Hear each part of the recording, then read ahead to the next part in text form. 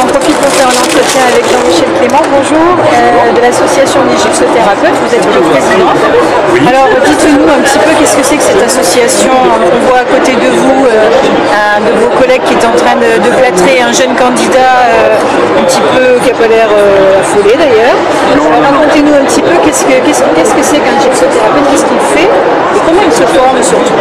Alors un gypsothérapeute, c'est un infirmier qui réalise les immobilisations, tout type d'immobilisation, dans les établissements hospitaliers, publics ou privés. Voilà. Et c'est quelqu'un qui a suivi une formation, on va dire, parce que un infirmier, votre décret infirmier stipule que vous pouvez réaliser les immobilisations, mais bon, après, il faut avoir une formation. Tout ce qui est quand même, ce sont quand même des gestes assez techniques, on va dire. Donc là où Arnaud est en train de réaliser un BABP, un brachial antébrachial palmaire, si vous voulez, avec pour soit une fracture d'avant-bras, soit une fracture de coude. Et là, ce que l'on va faire, c'est que l'on travaille sur une prescription médicale. Ça, c'est très très important. Le chirurgien ou le médecin nous demande de faire cet acte-là. On lui demande un acte écrit, on va dire, et nous, on réalise directement ces immobilisations. D'accord. Mais par exemple, dans les services d'urgence ou dans les blocs, tous les gens qui plâtrent, donc les internes ou quelquefois les chirurgiens et les internes en chirurgie, ils ne sont pas tous gypsothérapeutes. Ah non, ils ne sont pas tous gypsothérapeutes. Ils ont appris quand même, rassurez-nous. Ils ont plus ou moins appris, on va dire. Et c'est vrai que vous avez beaucoup de médecins qui ont été formés sur le tas. S'ils ont fait un stage, s'ils ont eu la chance d'avoir fait un stage en traumatologie ou aux urgences, ils ont appris un petit peu.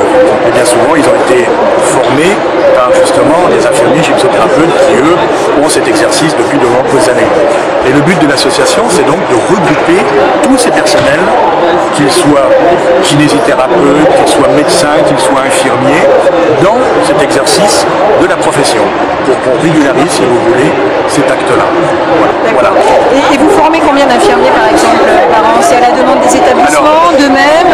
Alors c'est beaucoup à la demande des établissements, si vous voulez, parce qu'il doit y avoir une convention entre notre association et l'établissement demandeur de formation, et ça peut aller de 10, 15, voire 20, voire beaucoup plus dans l'année.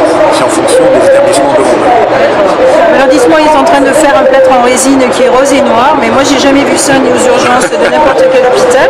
Comment ça se fait? Il faut demander la couleur quand on se fait plâtrer? Alors, on peut, dans certains établissements, on peut demander la couleur, mais bon, après il faut voir. Mais là, on avait envie de s'amuser un petit peu, et Arnaud avait envie de s'amuser parce que le jeune homme a un tatouage tribal au niveau de son bras. Donc là, il a des différentes couleurs.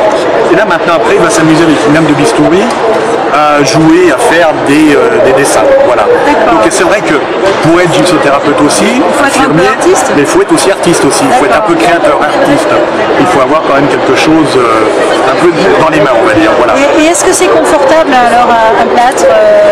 Vous êtes étudiant et alors vous venez comme candidat, c'est confortable ou pas? Pour l'instant ça va, l'immobilisation est en train de se faire, ça se solidifie tout doucement. D'accord, vous avez jamais été plâtré? Jamais. D'accord. C'est la première fois. Ok. Alors oui, dernière question sur ce stand, il y a plein de gens qui viennent se faire plâtrer, mais Oui. comment ça se fait qu'il y ait autant de monde? Comment ça se fait? Simplement parce que l'association est assez, j'allais dire, assez dynamique. Vous voyez au niveau du stand, vous voyez au niveau de l'équipe.